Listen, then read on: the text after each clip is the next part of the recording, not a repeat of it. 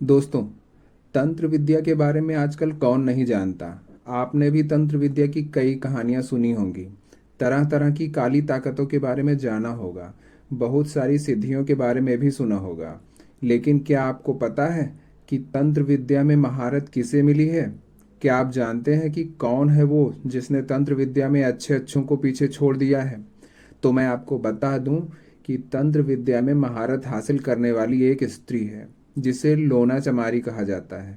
लोना को चमारी इसलिए कहा जाता है कि वो चमार जाति की थी। उसने अपनी साधना से इतनी सारी सिद्धियां प्राप्त कर ली थी कि बड़े बड़े साधकों ने भी उसे अपना गुरु मान लिया है। आज के समय में जो भी साबर मंत्र का उच्चारण किया जाता है उसमें लोना चमारी की दुहाई दी जाती है। जानते हैं क्यों?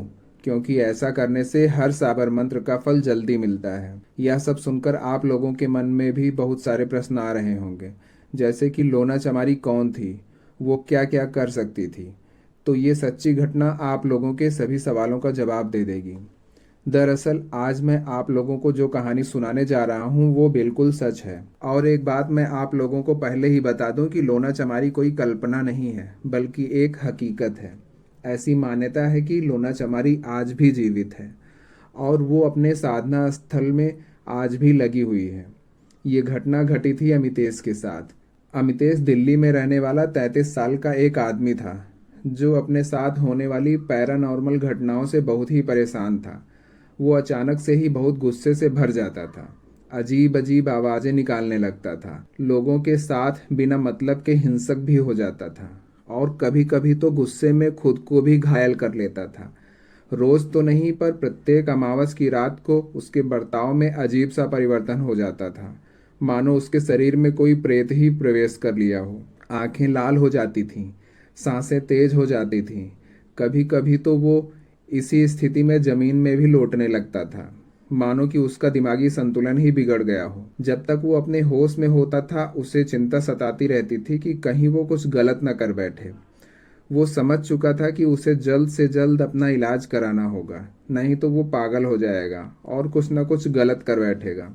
जब अमितेश डॉक्टर के पास गया तो डॉक्टर ने उसे कुछ दवाइयाँ दी जिसे खाने के बाद उसे दिन भर नींद आती रहती थी, जिससे वो अपना काम भी ठीक से नहीं कर पाता था। अब भी ग्रहण व अमावस की रातें उसके लिए दर्द भरी होती थीं।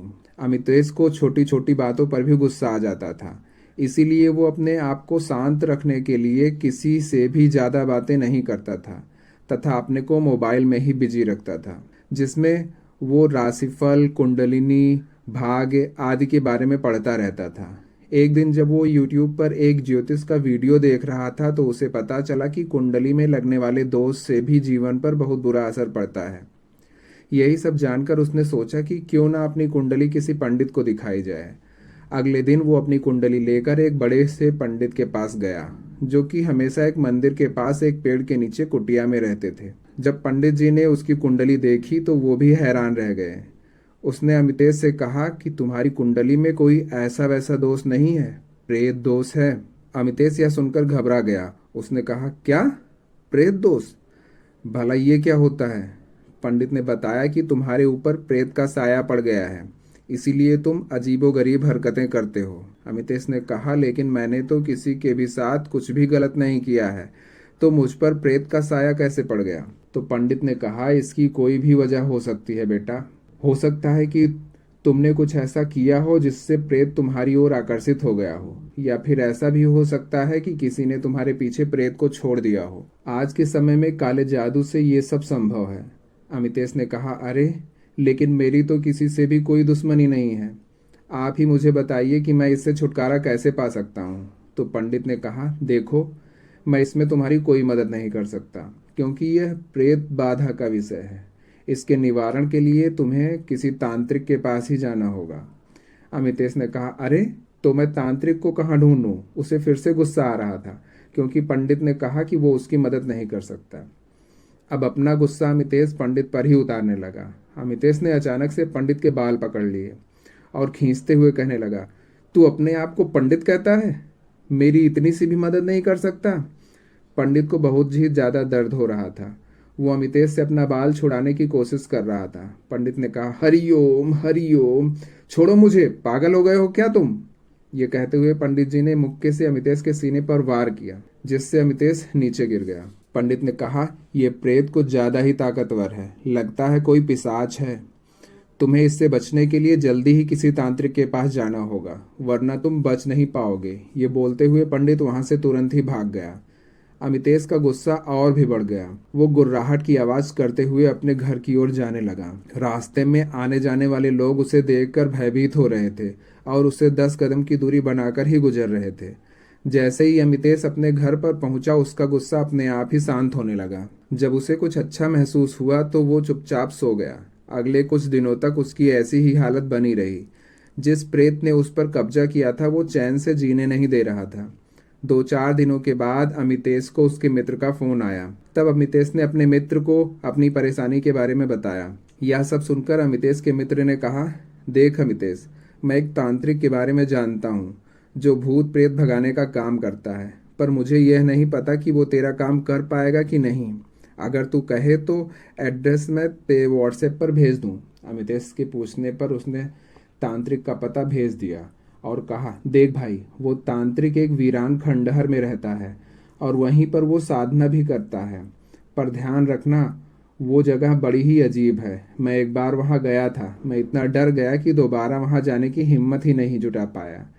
अमितेश ने कहा, ठीक है भाई, मैं अपना ध्यान रखूंगा। अगले ही दिन अमितेश उस वीरान खंडहर में पहुंच गया। लेकिन परेशानी की बात तो ये थी कि उस समय वो तांत्रिक वहाँ था ही नहीं। अमितेश वहीं उस खंडहर के पास उस तांत्रिक का इंतजार करने लगा। इंतजार करते करते रात हो गई। रात को वो वीरान खंडहर और भी खतरनाक लगने लगा। चारों तरफ पत्थरों से बनी बड़ी बड़ी दीवारें, कुछ टूटी फूटी सीढ़ियां और कंकड़ पत्थर थे। हवाओं की सरसराहट रात को और भी डरावना बना रही थी। तभी अचानक से थोड़ी दूर पर सूखी पत्तियों की सरसराहट की आवाज आने लगी। जब अमितेश ने उधर देखा तो पत्तियों के नीचे से एक सांप रेंग रहा था, जिसे देखकर अमितेश और भी डर गया और वो वहां से भागकर खंडहर के पीछे की तरफ चला गया। आधी रात होने वाली थी, लेकिन तांत्रिक का कोई अता पता नहीं था। वो खंडहर की तरफ देख ही रहा था कि उसे लगा कि कोई उसके पीछे आकर खड़ा हो गया हो। अमितेश झट से पीछे मुड़ा, पर वहां कोई नहीं था। थोड़ी देर बाद अमितेश को कुछ मंत्रों के बुदबुदाने की आवाजें सुनाई देने लगीं। जब उसने खंडहर की तरफ ध्यान से देखा तो उसे खंडहर के अंदर से कुछ रोशनी दिखाई दी। उसे लगा कि तांत्रिक आ गया है, इसलिए वो दौड़कर खंडहर के अंदर चला गया। अंदर उसने देखा कि एक लंबा चौड़ा आदमी काले कपड़े पहने, गले में ढेर सारी मालाएं डाले, आंखें बंद करके कुछ मंत्रों का उच्चारण कर रहा है और अपने मंत्रों में लोना चमारिन की दुहाई दे रहा है। अमितेश उसके पास जाकर बोला, जी मैं अमितेश, मेरे ऊपर प्रेत का साया है, क्या आप मेरी मदद कर सकते हैं? तांत्रिक ने अपनी आंखें खोली और अमितेश को घूर कर देखने लगा। थोड़ी देर बाद उसने कहा, कुंडली लाए हो अपनी? अमितेश ने कहा, जी जी कुंडली कुंडली तो नहीं लाया हूँ। तांत्रिक ने हाथों से इशारा करके उसे अपने सामने बैठने को कहा। अमितेश बैठ गया। तांत्रिक ने अचानक अमितेश का बाल पकड़कर उसे गोल गोल घुमाने लगा, जिससे अमितेश दर्द से कराहने लगा। तांत्रिक ने कहा, मेरे साबर मंत्र के बीच में आया है तू। यह सुनकर अमितेश को जोर से गुस्सा आ गया और वो अजीब सी आवाज निकालने लगा। तांत्रिक ने तुरंत अमितेश के बाल छोड़ दिए और बोला, पिशाच का साया है तेरे ऊपर, किसी ने जादू टोना करके इसे तेरे पीछे लगाया है। अमितेश थोड़ा शांत हुआ और बोला, महाराज, इसका क्या उपाय है? तांत्रिक ने कहा, लोना चमारी की साधना। तुझे 21 दिनों तक लोना चमारी की साधना करनी होगी, वही तुझे इस पिशाच से मुक्ति दिला सकती है। इस साधना को पूर्ण करने के बाद प्रत्येक व्यक्ति को भूत प्रेत पिशाच इत्यादि से मुक्ति मिल जाती है। बोल, करेगा साधना? अमितेश ने पूछा, कौन है लोना चमारी? तांत्रिक ने कहा, लोना चमारी कामाख्या क्षेत्र में निवास करने वाली चमार जाति की एक स्त्री है जो बहुत बड़ी जादूगरनी है, जो नीलांचल पर्वत पर कामरूप नामक स्थल पर रहती है। उस जगह पर किसी भी पुरुष को जाने की इजाज़त नहीं है। ऐसा कहा जाता है कि यदि एक बार कोई पुरुष वहां चला जाता है तो कभी भी वापस नहीं आ पाता। कामरूप की लोना चमारी योगी इस्माइल की शिष्या है, इसलिए लोना चमारी को लोना योगिनी भी कहा जाता है। कामरूप की लोना चमारी सबसे ज़्यादा पूजी जाने वाली लोना चमारी है, क्योंकि इसने अनेक सिद्धियां प्राप्त की हैं। उस प्रसिद्ध तांत्रिक स्त्री को अनेक ब्राह्मण अपना गुरु मान चुके हैं, क्योंकि उस अकेली स्त्री ने 52 कलुओं को सिद्ध किया है। वामपंथी तंत्र साधनाओं में कलुआ साधना सबसे मुश्किल और प्रख्यात साधना है। उसी की साधना से ही तुम इस पिशाच से मुक्ति पा सकते हो।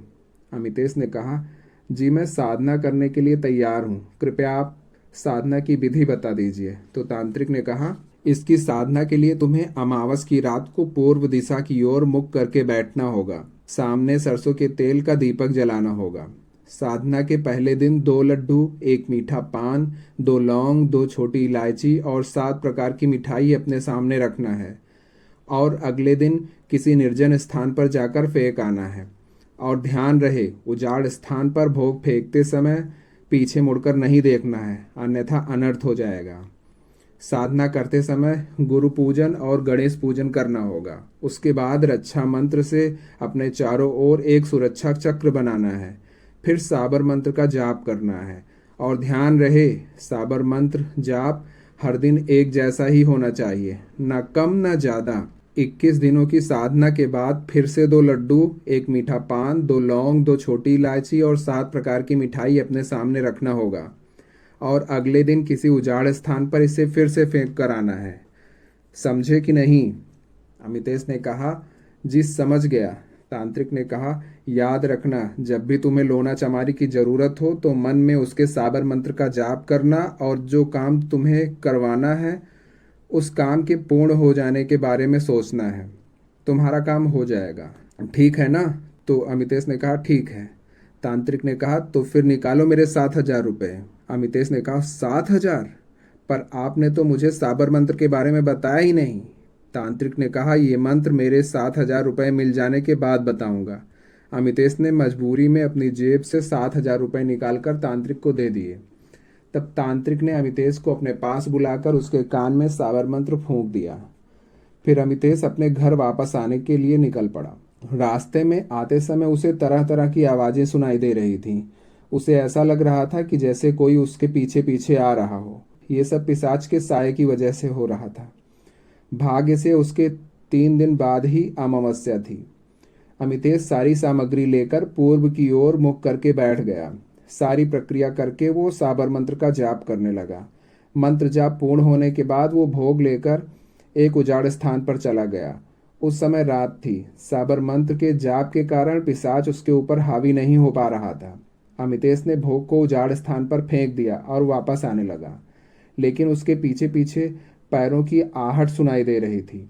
अमितेश पीछे मुड़कर देखना चाह रहा था कि कहीं वो लोना चमारी तो नहीं, पर नियम के अनुसार वो पीछे देख नहीं सकता था। उसे पीछे से कई कुत्तों के भौंकने की आवाज़ें भी सुनाई देने लगी था। ऐसा लग रहा था कि जैसे कोई उसे पकड़ने के लिए दौड़ रहा है।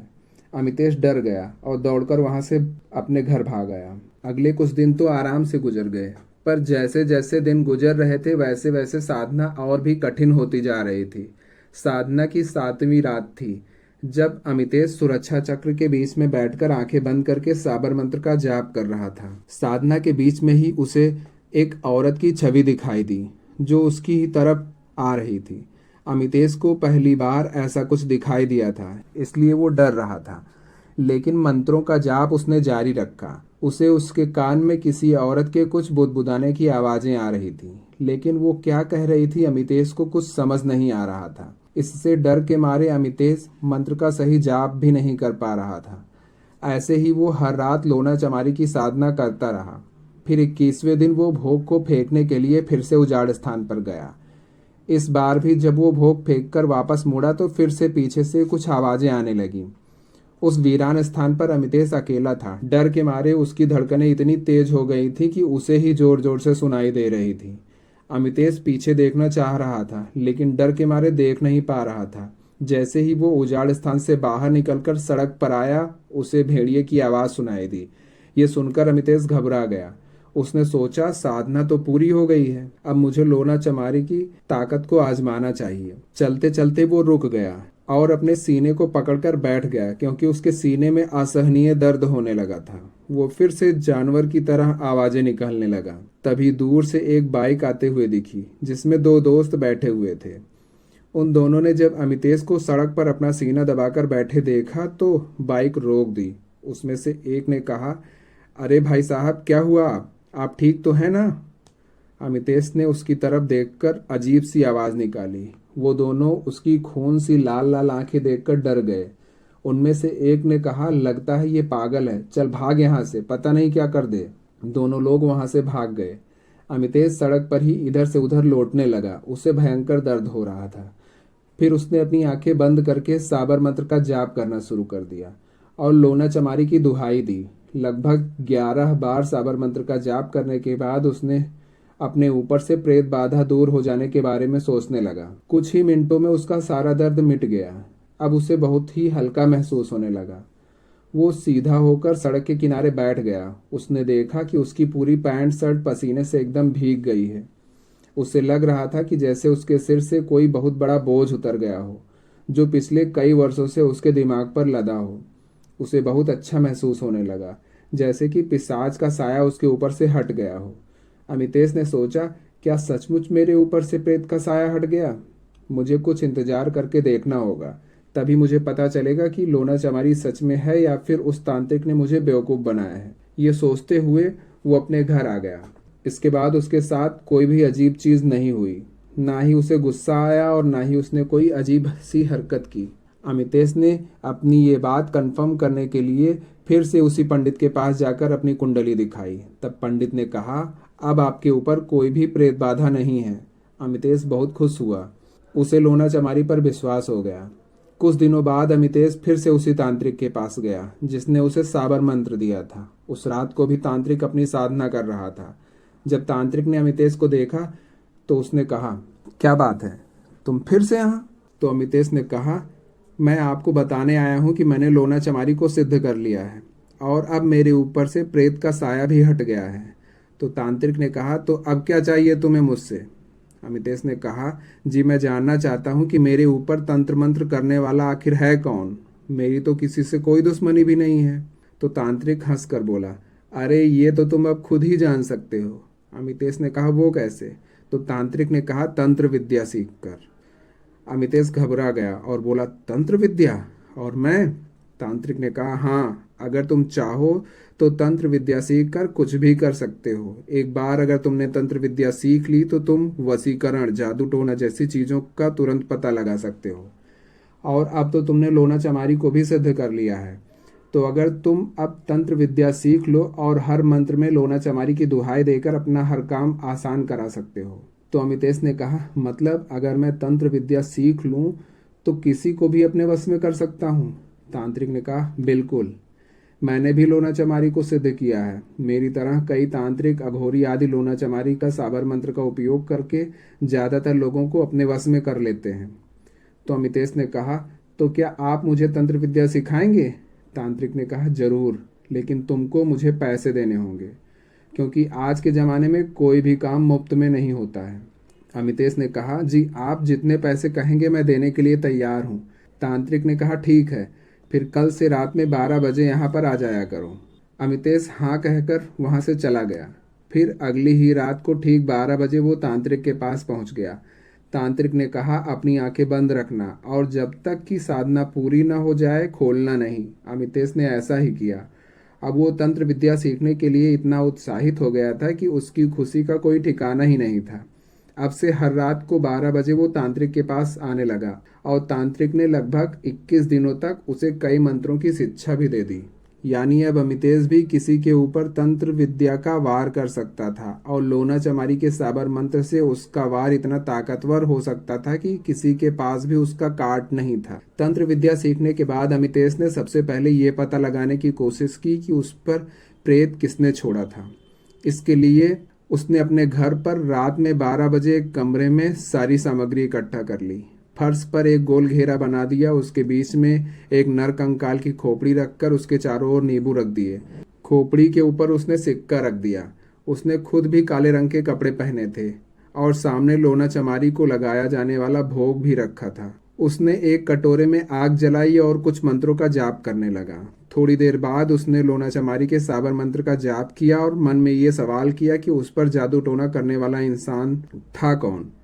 उसकी आंखें बंद थीं। वो बिल्कुल शांत बैठा था, पर थोड़ी ही देर में उसका हाव भाव बदलने लगा। उसे गुस्सा आने लगा। उसे पता चला कि उस पर जादू टोना करने वाला कोई और नहीं बल्कि उसका फुफेरा भाई और उसकी पत्नी थी, जो उसकी तरक्की से जलते थे। अमितेश का विवाह नहीं हुआ था और वो दिल्ली में अकेला रहा करता था। वो एक सिविल इंजीनियर था। उसे तरक्की पर तरक्की मिल रही थी। ये बात उसके फुफेरे भाई और उसकी पत्नी को भा नहीं रही थी, क्योंकि उसका फुफेरा भाई एक शराबी था जो कोई काम धंधा नहीं करता था, जिस वजह से उसकी फाइनेंशियल स्थिति बहुत ही खराब हो गई थी। अमितेश को तरक्की करता देख उन दोनों में जलन की भावना इतनी ज़्यादा हो गई थी कि उसने अपनी पत्नी के साथ मिलकर एक अघोरी के जरिए अमितेश पर पिशाच का साया पड़वा दिया था। हालांकि ऐसा करने की एक वजह अमितेश की प्रॉपर्टी भी थी, क्योंकि अमितेश अपनी माँ बाप की एक लौती संतान था, जिसके मरने के बाद सारी प्रॉपर्टी पर उसका हक बन जाता। ये बात जब अमितेश को पता चली तो उसके मन में भी बदले की भावना आ गई। उसने तुरंत लोना चमारी का साबर मंत्र पढ़ना शुरू कर दिया। उसने रात भर तंत्र मंत्र का जाप किया और साबर मंत्र से अपने भाई को वशीकरण के जाल में फंसाने की तैयारी कर ली। अगले दिन वो लोना चमारी का भोग फिर से उजाड़ स्थान पर फेंक आया। साबर मंत्र ने जल्द ही अपना काम किया और अमितेश का फुफेरा भाई जल्द ही अमितेश के वश में हो गया। उसी रात की बात है जब अमितेश के फुफेरे भाई पुनीत की पत्नी ने पुनीत से कहा, अरे तुमने उस अघोरी से बात की या नहीं? आखिर कब वो तुम्हारे भाई को बर्बाद करेगा? पुनीत उस समय खाना खा रहा था। उसने पत्नी की इस बात को नज़रअंदाज कर दिया। उसकी पत्नी ने फिर कहा, अरे सुन रहे हो कि नहीं? अगर अमितेश की शादी हो गई तो तुमको वहां से फूटी कौड़ी भी नसीब न होगी। फिर बैठे रहना हाथ पर हाथ धरे। पुनीत फिर कुछ नहीं बोला तो उसकी पत्नी ने फिर से कहा, अरे किस्मत फूटी थी मेरी जो तुम मेरे पल्ले पड़ गए। निकम्मे के निकम्मे ही रहोगे जीवन भर। अरे कम से कम जमीन तो हथिया लो। क्या सोचा था और क्या हो रहा है? चलो मेरे साथ अभी की अभी और उस अघोरी से कहो कि जो करना है जल्दी करे। तुम्हारे भाई ने बहुत अय्यासी कर ली है, अब वो मर जाए तो ही अच्छा है। वो अपनी बात पूरी ही नहीं कर पाई थी कि पुनीत ने एक जोर का थप्पड़ उसके कानों के बीच लगा दिया, जिससे वो लड़खड़ाकर जमीन पर गिर पड़ी।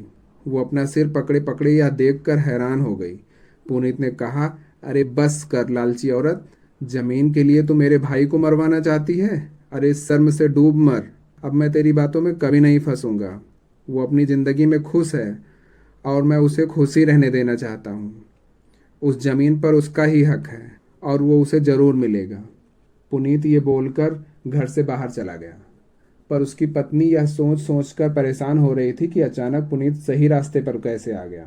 फिर क्या था, अमितेश ने पुनीत को वश में करके उसका काफ़ी फायदा उठाया। हर दिन वो पुनीत और उसकी पत्नी के बीच लड़ाई लगवाता था। जब कभी भी पुनीत से उसकी पत्नी अमितेश या उसके माँ बाप के बारे में कुछ भी गलत बोलती थी तो पुनीत उसे बहुत मारता था। इसी वजह से उन दोनों के बीच कड़वाहट आ गई और अमितेश ने पुनीत को उसकी पत्नी से अलग करवा दिया और उसका बदला पूरा हो गया।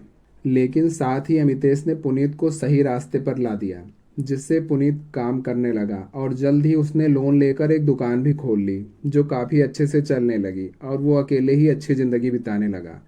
अमितेश भी धीरे धीरे तंत्र विद्या में माहिर हो गया और अच्छे पैसे भी कमाने लगा। धीरे धीरे अमितेश के नाम के चर्चे दूर दूर तक होने लगे। दूर दूर से लोग उसके पास जादू टोना झाड़ फूंक के लिए आने लगे, क्योंकि लोना चमारी साधना अमितेश को जल्दी से फल दे रही थी। हर काम करने के बाद अमितेश लोना चमारी के नाम से भोग को उजाड़ स्थान पर जरूर फेंक आता था, क्योंकि ये बेहद ज़रूरी था। भूत प्रेत का इलाज करके अमितेश हजारों रुपए कमा रहा था। जब उसके पास बहुत सारे पैसे इसी काम से आने लगे तो उसने अपना इंजीनियरिंग का काम भी छोड़ दिया। लेकिन कुछ सालों बाद जब अमितेश के पास ढेर सारी संपत्ति हो गई तो उसके स्वभाव में भी परिवर्तन आ गया। वो कंजूस और लालची बनता चला गया। एक दिन की बात है जब अमितेश ने एक व्यक्ति के ऊपर से प्रेत की छाया हटाई तो उसके बाद लोना चमारी के भोग को उजाड़ स्थान में रखना भूल गया। रात को सोते समय उसे ध्यान आया तो उसने कहा, अरे जाने दो, लोना चमारी कौन सा भोग की भूखी है, फिर किसी दिन फेंक आऊँगा। फिर ऐसे ही वो कई दिनों तक लोना चमारी से अपना काम करवाता गया, लेकिन कभी भी भोग को उजाड़ स्थान में रखकर नहीं आया। लोना चमारी से काम कराने के बाद उसके भोग को उजाड़ स्थान पर चढ़ाना बहुत ज़रूरी होता है, ताकि लोना चमारी की कृपा साधकों पर बनी रहे। लेकिन अमितेश अब इस बात को भूल गया था। जब काफ़ी दिनों तक अमितेश ने लोना चमारी का भोग नहीं चढ़ाया तो उसकी साधना उसी पर उल्टी पड़ने लगी। वो कहते हैं ना कि एक छोटी सी भूल भी आपके किए कराए पर पानी फेर सकती है। बस अमितेश के साथ भी कुछ ऐसा ही हुआ। एक रात जब अमितेश अपने कमरे में आराम से सो रहा था तो अचानक से उसके कमरे में बल्ब जलने बुझने लगा, जिससे उसकी नींद खुल गई। उसने कहा, अरे ये बल्ब कैसे जल गया? मैंने तो सोने से पहले इसे बंद किया था। हो सकता है मैं भूल गया हूँ। पर लो, अब मेरी वजह से बल्ब ही फ्यूज हो गया। उसने उठकर वो बल्ब होल्डर से निकाल कर मेज पर रख दिया और फिर से सो गया। पर थोड़ी देर बाद किसी ने उसके दरवाजे पर दस्तक दी। अमितेश उठा और जाकर दरवाज़ा खोला तो दरवाजे के सामने एक औरत को खड़ा पाया। वो रो रही थी। अमितेश ने कहा, क्या हुआ, कोई मदद चाहिए? उस औरत ने कहा, मेरा बेटा सड़क के किनारे बेहोश हो गया है, मेरी मदद कीजिए, मुझे पानी चाहिए उसे होश में लाने के लिए। तो अमितेश ने कहा, आप रुकिए, मैं पानी लाता हूँ। अमितेश पानी लेने अंदर गया और जब एक लोटा पानी लेकर बाहर आया तो उसने देखा कि वो औरत बिना पानी लिए ही सड़क की तरफ जा रही है। अमितेश ने उसे आवाज़ दी पर उस औरत ने पलटकर भी नहीं देखा। अमितेश उसके पीछे पीछे ही जाने लगा। सड़क के पास पहुंचने के बाद वो औरत अमितेश के सामने से ही अचानक गायब हो गई। वो चलते हुए अपनी जगह पर ही रुक गया। उसने कहा, अरे ये क्या हुआ? वो औरत कहाँ गई? ये तो मेरे सामने ही थी। उसने चारों तरफ देखा पर वहाँ कोई भी नहीं था। उसके हाथ में पानी से भरा एक लोटा था। अचानक पीछे से अमितेश के कंधे पर किसी ने हाथ रखा तो अमितेश के हाथ से लोटा डर के मारे ही छूटकर नीचे गिर गया। जब अमितेश पीछे मुड़ा तो वहाँ कोई भी नहीं था। तो अमितेश ने सोचा, कहीं वो कोई आत्मा तो नहीं थी। खैर जो भी हो, पर मुझे डरने की क्या ज़रूरत, मेरे पास तो लोना चमारी की सिद्धि है। ये कहकर वो वापस अपने घर जाकर सो गया। लेकिन उसे ये नहीं पता था कि लोना चमारी अब उससे क्रोधित हो गई है। रात को करीब 3 बजे उसकी आंखें फिर से खुली तो वो करवटें बदलने लगा। फिर जैसे ही उसने बिस्तर के सामने पड़ी कुर्सी की तरफ देखा, उसके तो होश ही उड़ गए। उसके सामने कुर्सी पर वो ही औरत बैठी थी जो पानी लेने आई थी। वो अमितेश की तरफ देखकर एक डरावनी सी मुस्कान दे रही थी। अमितेश उठ बैठा और बोला, कहाँ से आई हो? निकलो मेरे घर से। तो वो औरत फिर से वहाँ से गायब हो गई। अमितेश के पसीने छूट गए। उसने सोचा, ये कैसे हो सकता है? लोना चमारी की सिद्धि की वजह से कोई भूत प्रेत मेरे सामने नहीं आ सकता, तो ये कैसे आ रही है? वो बहुत डर गया। वो फिर से सोने की कोशिश करने लगा, पर जब भी वो आंखें बंद करके सोने की कोशिश करता उसे वही औरत डरावनी मुस्कान के साथ उसके दिमाग में घूमने लगती। थोड़ी देर बाद जिस बल्ब को उसने निकाल कर टेबल पर रख दिया था वो टेबल पर ही जलने बुझने लगा। किचन में रखे हुए बर्तन तथा कमरे की हर चीज अचानक से हिलने लगी, जैसे कि भूकंप आ गया हो। अमितेश तुरंत उठकर बिस्तर पर बैठ गया और डर के मारे फिर से लोना चमारी का सावर मंत्र पढ़ने लगा, पर उसका कोई भी असर नहीं हुआ। अमितेश ने कहा, आखिर ऐसा क्यों हो रहा है? आखिर क्या किया है मैंने? अमितेश तुरंत भागते हुए उसी खंडहर में पहुंच गया जहां पर तांत्रिक ने उसे लोना चमारी का साबर मंत्र दिया था। अमितेश वहां हाँफते हुए पहुंचा तो वो तांत्रिक वहीं पर मंत्र का जाप कर रहा था। उसने कहा, मेरे पीछे कोई प्रेत पड़ गई है और अब तो लोना चमारी का मंत्र भी काम नहीं कर रहा है। भला ऐसा क्यों हो रहा है? तांत्रिक उठकर खड़ा हुआ। उसने कहा, मूर्ख, तुमने उसे नाराज तो नहीं कर दिया? निकल यहाँ से, नहीं तो वो मुझसे भी नाराज हो जाएगी। मैं तेरी कोई मदद नहीं करूँगा। भाग यहाँ से और जाकर उसी से माफ़ी मांग। अमितेश ने कहा, नहीं बाबा, मेरी मदद करो, तुम जितने पैसे बोलोगे मैं दूंगा। तांत्रिक ने नीचे पड़ा एक पत्थर उठा लिया और बोला, भाग यहाँ से, नहीं तो यहीं मैं तेरा सर फोड़ दूंगा। अमितेश डर गया और वहां से भाग निकला। वो बार बार मन में साबर मंत्र पढ़कर लोना चमारी से माफी मांग रहा था, लेकिन लोना चमारी का गुस्सा शांत ही नहीं हो रहा था। रात भर अमितेश सड़क पर ही भटकता रहा और जब सुबह वह अपने घर के पास पहुंचा तो उसने देखा कि उसके घर की छत ही गिर गई है और वहां पर केवल मलबा ही मलबा बचा है। घर के सामने लोगों की भीड़ लगी है। लोग हैरानी से घर को देख रहे हैं और तरह तरह की बातें कर रहे हैं। अपने घर की हालत देखकर अमितेश तो जैसे पागल सा हो गया। वो चीख रहा था, चिल्ला रहा था। लोगों को उस पर दया आ रही थी। उसके पास रहने का कोई ठिकाना नहीं था। उस दिन वो बदहवास होकर घर के सामने ही बैठा रहा। उसे याद आया कि पुनीत उसका फुफेरा भाई जो अभी भी उसके वश में है, वो जरूर मदद करेगा। वो तुरंत सवारी करके पुनीत के पास पहुंचा तो उसने देखा कि पुनीत अब कोई शराबी नहीं है, उसके पास अब सारी सुख सुविधाएं हैं। अमितेश ने पुनीत से जाकर कहा, भाई। पुनीत ने कहा, कौन सा भाई, यहाँ कोई भाई भाई नहीं रहता। अमितेश ने कहा, अरे मुझे पहचान नहीं रहे हो, मैं तुम्हारा बड़ा भाई दिल्ली वाला। तब पुनीत ने कहा, अच्छा बड़े भाई हो तुम, वो भाई ना जो अपने छोटे भाई को गरीबी में छोड़कर दिल्ली में ऐश कर रहा था। अरे क्या हुआ, आज इस भाई की याद कैसे आ गई? तो अमितेश ने गुस्से में कहा, तू जानता नहीं है, ये बड़ा घर गाड़ी नौकर चाकर सब मेरी ही वजह से मिला है तुझे, इसलिए मुझसे तमीज से बात कर। पुनीत ने कहा, अरे कितने बेशरम आदमी हो, मेरी मेहनत को अपने बड़प्पन का नाम दे रहे हो, निकलो यहाँ से अभी के अभी। तो अमितेश ने कहा, भाई मैं बर्बाद हो गया हूँ, मेरे पास अब रहने को घर तक नहीं है, मेरी नौकरी भी छूट गई है, मुझे मदद चाहिए। पुनीत ने कहा, मदद तो तुम्हारी मैं बिल्कुल नहीं करूँगा, भीख चाहिए तो दूसरे घर का दरवाज़ा खटखटाओ और जाओ यहाँ से, और बेइज्जत ना हो मेरे सामने। अमितेश के पास कोई भी रास्ता नहीं था, वो बेचारा अकेला पड़ गया था। पुनीत ने भी उसकी कोई मदद नहीं की। अमितेश का दिमाग भी खराब हो चुका था, वो हर समय कुछ न कुछ बुदबुदाते रहता था। लोग उसे पागल कहकर भगाने लगे। शायद लोना चमारी साधना का यही नियम था कि अगर साधक लोना चमारी को नाराज कर दे तो वो उसे कहीं का नहीं छोड़ती। हर एक तंत्र साधना में इसी बात का तो ध्यान रखना होता है कि कहीं कोई छोटी सी भूल ना हो जाए, नहीं तो उसका भयानक परिणाम भुगतना पड़ता है। अमितेश के साथ भी ऐसा ही हुआ।